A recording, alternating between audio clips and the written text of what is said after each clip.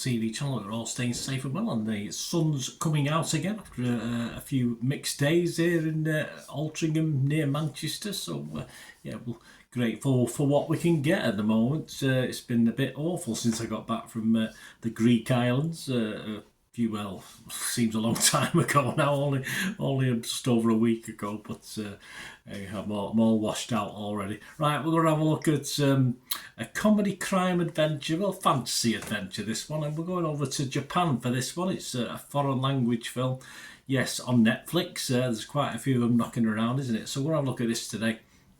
It's called Once Upon a Crime. Please, if you are new to the channel, push that subscribe button, push the bell notifications. Everything film and TV, reviews like this, information, vlogs, lots of different things. Please jump on board, enjoy, spread the word if you can.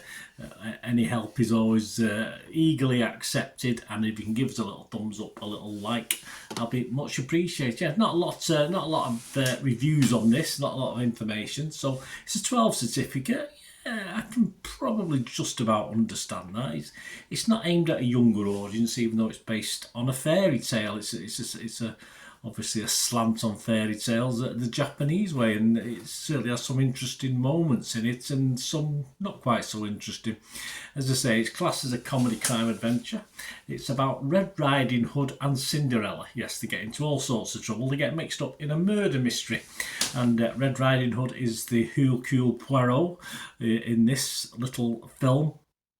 And I think there's plans, or there has been, or there will be little continuation of this. There'll be other Red Riding Hood will come to solve other mysteries involving other fairy tale characters, I think, on the basis of this. As I say, it does have its moments, and I think it's gone down well certainly with the Asian audience, perhaps not so much with the American UK audience, but it wasn't too bad. But anyway, Red Riding Hood, can she solve this murder mystery before midnight, save the prince from going to prison, and find the murderer of the prince's hairdresser? Or do we really want to find the murderer of the prince's hairdresser? Because he wasn't a really nice man, in fairness, but hey, there you go.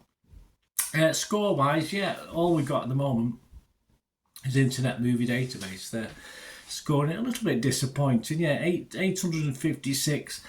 excuse me, guys.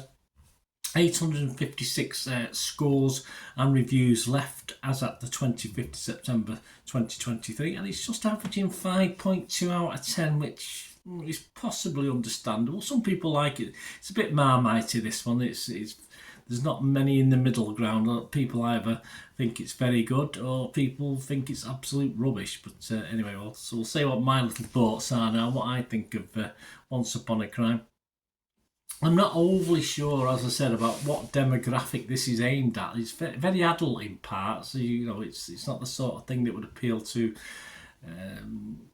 older children. Say between, of course, it's a 12 certificate. Say between 10 and 16, it's probably got more appeal to that. But younger than 10, I think they'll be struggling with some of the. It's a lot of words in it, a lot of talking in it. It's a murder mystery. There's a lot of investigating going on. But for me, I thought it was okay. I thought it was fine.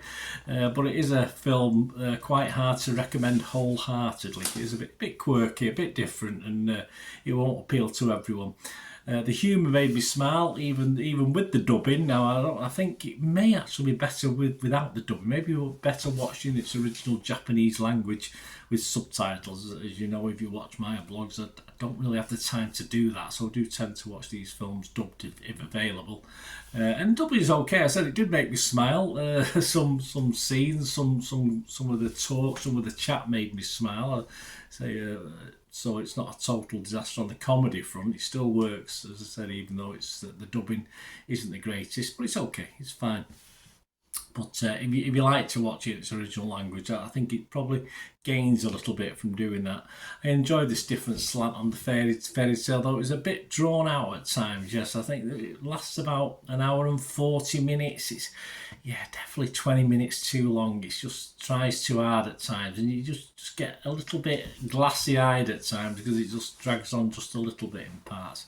It isn't, though, a bad film overall. I said I enjoyed it. I couldn't wholeheartedly recommend it, certainly certainly for younger children.